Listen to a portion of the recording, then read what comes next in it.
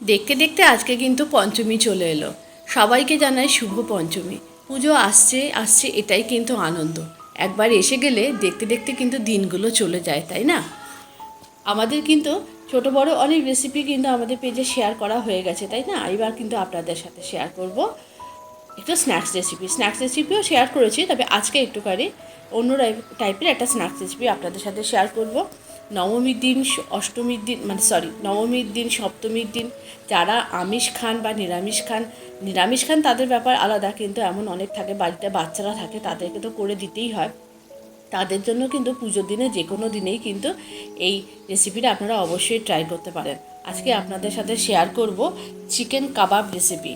একদম চিকেন কাঠি কাবাব, একদম সিম্পল পদ্ধতিতে আপনাদের সাথে শেয়ার করব। তাহলে চলুন আমরা আজকের রেসিপিটা স্টার্ট করি। অন্তরার রান্নাঘরে আপনাদের সবাইকে স্বাগত।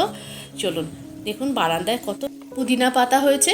কত পুদিনা পাতা কেটে কেটে ফেলে দিই জানেন তো, তাও দেখুন এই গাছটায় এতই এটাতে ঝাড়টাতে এত পুদিনা পাতা হয় যে তুলে শেষ করা যায় না। এখান থেকেই কিছু পুদিনা পাতা তুলে নেবো, আজকে রান্নাতে দেবো।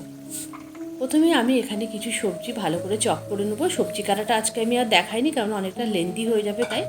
আর এখানে আমি প্রথমে গাজর আর ক্যাপসিকামটাকে একটুখানি এই চপারের সাহায্যে চপ করে নেবো। দেখুন একদম মিহি চপ করে নিয়েছি। আর এরপরে কিন্তু অন্যান্য সবজিগুলো একে একে চপ করে নেবো। এরপরে নেবো বেশ কিছুটা পরিমাণ পেঁয়াজ, লঙ্কা আর একটু রসুন। পেঁয়াজ, লঙ্কা, রসুনগুলোকেও কিন্তু আমি এই চপারের মধ্যে দিয়ে খুব ভালো করে মিহি চপ করে নেবো। আমাদের বাড়িতে যদি এরকম একটা চপার থাকে তাহলে কিন্তু আমাদের সবার খুব সুবিধা হয়। আপনাদের যদি না থাকে অবশ্যই কিন্তু এরকম একটা চপার কিনে নেবেন। এরকম একটা হ্যান্ডি চপার, খুব একটা দামও পড়ে না। আপনারা কিন্তু এরকম একটা চপার বাড়িতে অবশ্যই রাখবেন, খুব কাজের কিন্তু এইটা। আগে তো আমাদের যে কোনো কিছু করতে হলে আমাদের বটিতে বা ছুরি দিয়ে কাটতে হতো, কিন্তু দেখুন এখন আমাদের কত সুবিধা হয়ে গেছে রান্না বান্না করতে। আর তারপরে বেশ কিছুটা পরিমাণ পুদিনা পাতা আর একটু ধনে পাতা নিয়ে কিন্তু চপারের মধ্যে দিয়ে আমি কিন্তু খুব ভালো করে মিহি চপ করে নেবো। এই চপারটা এত সুন্দর না কি বলবো। এই চপারটাতে আমি জানি অনেকেরই আছে, কিন্তু যাদের নেই তারা কিন্তু অবশ্যই এই চপারটা কিন্তু তোমাদের রান্নাঘরে তোমরা কিন্তু এটাকে অবশ্যই অ্যাড করো। ভীষণ কাজের জিনিস। আমি দেখো এর মধ্যে চিকেনটা পর্যন্ত চপ করে নিয়েছি, এত সুন্দর চপ হয়। এই চপারটা কিন্তু একটু বড় সাইজেরও পাওয়া যায়। তোমরা কিন্তু কিনলে, যারা কেনোনি তারা কিনলে কিন্তু একটু বড়টাই কিনো। আমার এটা খুব ছোট, আমি এরপরে একটা বড় কিনবো, কিন্তু এটাতে কাজ হয়ে যাচ্ছে বলে আর কিনছি না। দেখো চিকেনটাও কিন্তু খুব ভালো করে একদম চপ করে নিয়েছি, একদম পুরো কিমা হয়ে গেছে এই চিকেনটা। সমস্ত কিছু এই একটা পাত্রের মধ্যে সমস্ত চপিং করা সমস্ত সবজি চিকেন নিয়ে নিয়েছি। এরপরে এর মধ্যে এক এক করে কিছু মশলাপাতি মেশাবো।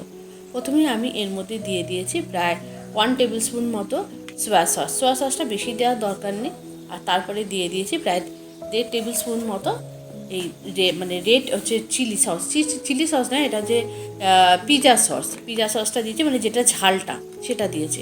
একটা ডিম ফাটিয়ে দিয়েছি এর মধ্যে। ডিম ফাটিয়ে দিলে কিন্তু খুব সুন্দর ক্রিস্পি হবে আর খুব ভালোও লাগে খেতে। আর তারপরে দিয়ে দিয়েছি এরপরে এর মধ্যে কর্নফ্লাওয়ার বাইন্ডিংয়ের জন্য। আর এর মধ্যে কিন্তু একটু লবণ দিয়ে দিয়েছি, লবণটা বলা হয়নি। দিয়ে প্রথমে খুব ভালো করে এটাকে মেখে নিতে হবে। মেখে নেওয়ার পর তারপরে কিন্তু আবারও কিন্তু কর্নফ্লাওয়ার দিতে হবে। আর তারপরে আরও অন্যান্য কিছু উপকরণও এর মধ্যে কিন্তু মেশাতে হবে।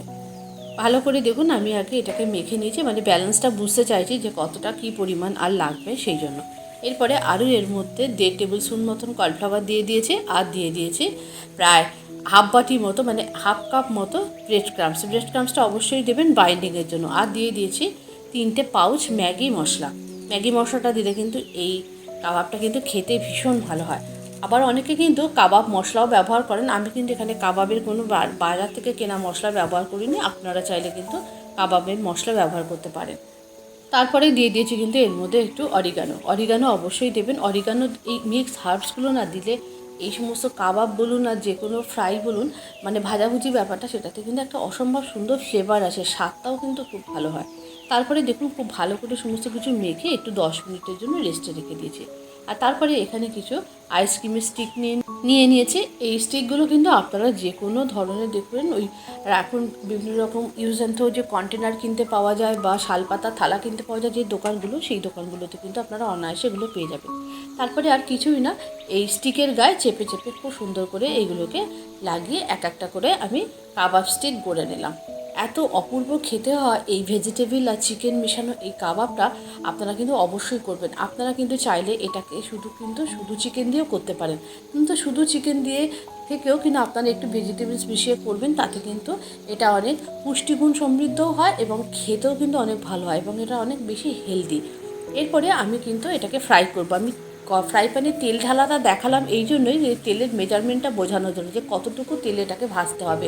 খুব বেশি ডুবো তেলে ভাজবেন না, এমনভাবে তেল দেবেন ফ্রাই প্যানে যাতে কাবাবটা কিন্তু মানে হাফ ডুবে থাকে, মানে কাবাবের হাফ পিঠ ডুবে থাকে, হাফ পিঠ যেন উপরে থাকে। এইভাবে কাবাবটাকে কিন্তু উল্টে পাল্টে মিডিয়াম টু লো ফ্লেমে লাল হালকা করে করে ভাজতে হবে, লালচে লালচে করে। প্রথম থেকে কিন্তু গ্যাসের ফ্লেমটা খুব বেশি হাইতে দেবেন না, এতে হবে কি কাবাবের গাটা পুড়ে যাবে, ভেতর থেকে কিন্তু কাঁচা থেকে যাবে। সেই জন্য একটু মিডিয়াম টু লো ফ্লেমে একটু ধীরে সুস্থে ভাজতে হবে। দেখুন আমার একটা স্লট কিন্তু ভাজা হয়ে গেছে, এটা কিন্তু আমি তুলে নেব। আর পাশে কিন্তু আমি আর একটা স্লট দিয়ে দিয়েছি। এইভাবে এক একটা ব্যাচ আমি ভেজে নিয়েছি। এই এক একটা ব্যাচ ভাজতে কিন্তু মোটামুটি 10 থেকে 15 মিনিট বা তারও একটু বেশি সময় মোটামুটি লেগেছিল, 20 মিনিট মতোই লেগেছিলো। এরপরে কাবাবগুলোকে আমি একটা পাত্রে খুব সুন্দর করে সার্ভ করে নেব। কি সুন্দর কাবাবগুলো হয়েছে আর এত টেস্টি হয়েছে, এত সুন্দর গন্ধ বেরোচ্ছিল যে কি বলবো। আপনারা কিন্তু অবশ্যই বাড়িতে ট্রাই করবেন। বাচ্চাদের কিন্তু পুজো আচার দিনে এরকম কাবাব বানিয়ে দেবেন, একদম কুইক হয়ে যায়, মানে একদম সময় লাগবে না। সেই জন্য কিন্তু এই কুইক কাঠি মানে কাবাব আপনাদের সাথে শেয়ার করব। একটু পেঁয়াজ দিয়ে আমি এটাকে পরিবেশন করেছি। আপনারা চাইলে পেঁয়াজের ওপর একটু লবণ, একটুখানি গোলমরিচের গুঁড়ো, একটু কাশ্মীরি রেড চিলি পাউডার দিয়ে দিতে পারেন, তাতে কিন্তু খেতে ভালো হয়। একটু লেবুর রসও দিতে পারেন। আমি আজকে অত কিছু করিনি, আমি আজকে শুধু এটা পেঁয়াজ দিয়ে পরিবেশন করেছি, কিন্তু কেননা সাথে অনেক রান্নাবান্না ছিল আর সময় কুলিয়ে উঠতে পারছিলাম না। এই দেখুন কাঠিটা এরকমভাবে বার করে নিলাম। আপনারা যখন পরিবেশন করবেন অবশ্যই কিন্তু কাঠিটাকে এরকমভাবে বার করে দেবেন, তাহলে কিন্তু যে খাবে তার কিন্তু খেতে সুবিধা হবে। আজকের রেসিপিটা আপনাদের কেমন লাগলো অবশ্যই কিন্তু কমেন্ট করে জানাতে ভুলবেন না। যদি ভালো লেগে থাকে অবশ্যই একটু লাইক করবেন, আর অবশ্যই কিন্তু আপনারা বানিয়ে কমেন্টে ছবি দেবেন।